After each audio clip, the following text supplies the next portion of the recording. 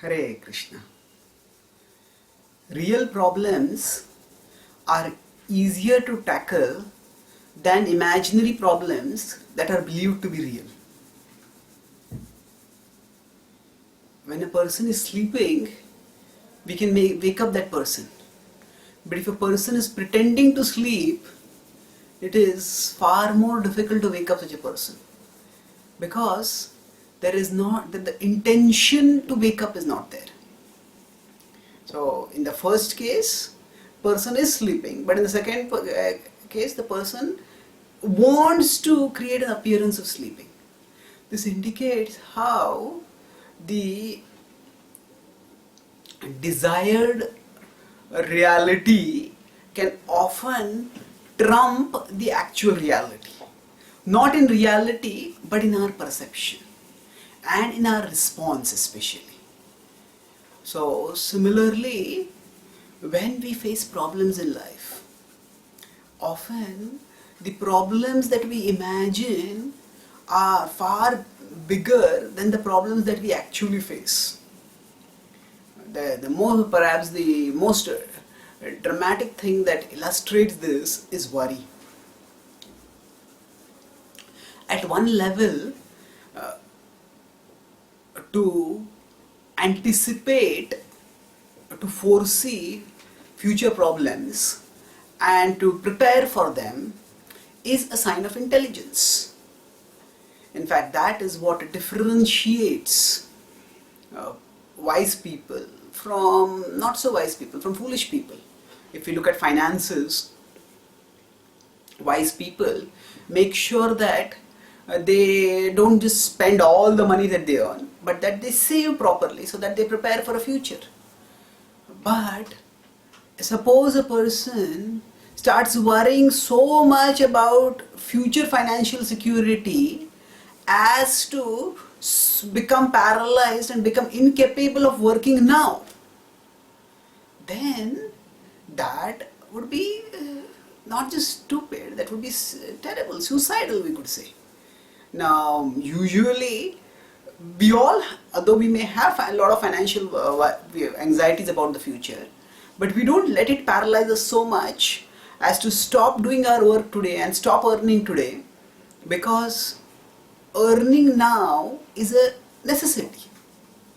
And we also understand that by earning now, I will be preparing for the future. In fact, earning now, working and earning now is the only way I can prepare for the future. Of course, I may take some additional courses, I may develop some additional proficiencies, but that is also acting now in some way or the other to prepare for the future.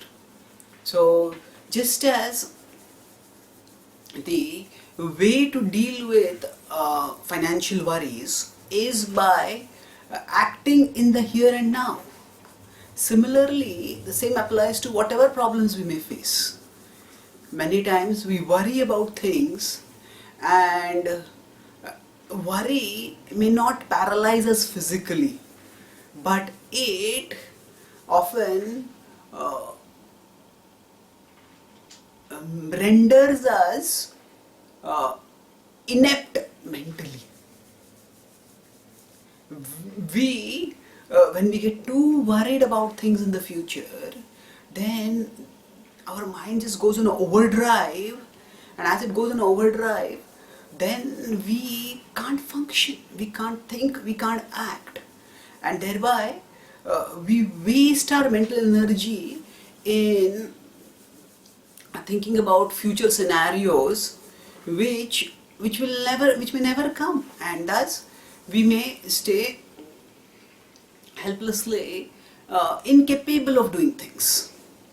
So here the problem is something similar to a person who is pretending to sleep.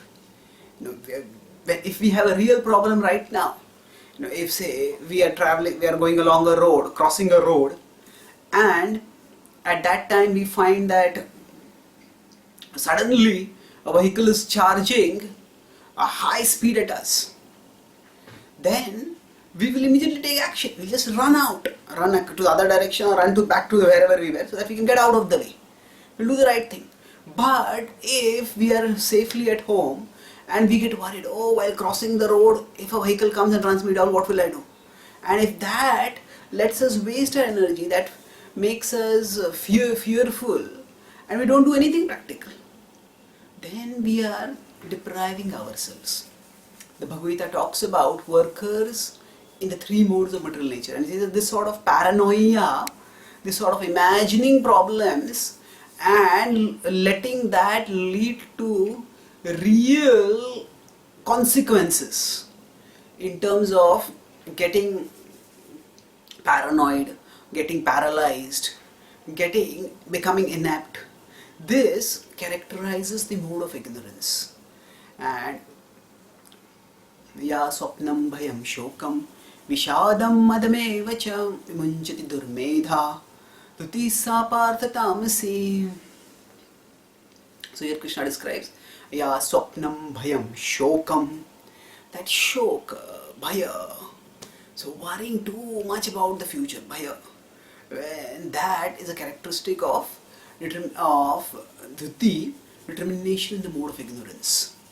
So now what we need to do when our mind starts getting paralyzed like this, or it starts troubling us like this, actually the mind doesn't become paralyzed, the mind becomes hyperactive and it makes us paralyzed. So when such a thing happens, we need to, at that time, take shelter of higher spiritual wisdom. If we study the Bhagavad Gita and we understand its spiritual wisdom, and we practice the process of spiritual meditation, of calling out the names of Krishna, then that raises our consciousness from tamoguna to rajoguna to sattvaguna, and beyond that to transcendence. It changes the way we perceive things, and we are able to differentiate. This is the real problem that I am facing right now, and this is the real solution for this problem. That is, the future problem may come and I will deal with it in a particular way. And in that way, we can practically deal with problems. So now there can also be preparation for future problems. But if we let ourselves be consumed by our mind's hyperactivity, then we don't prepare for the future problems, rather we injure ourselves by worrying about future problems. Instead, so whenever we start feeling overwhelmed by anxiety, worry, we connect with Krishna and let His wisdom, let the experience of His love that we can get by meditation pacify us, strengthen us, elevate our consciousness, and then we can choose the right course of action and act in a way that benefits us and benefits others. Thank you.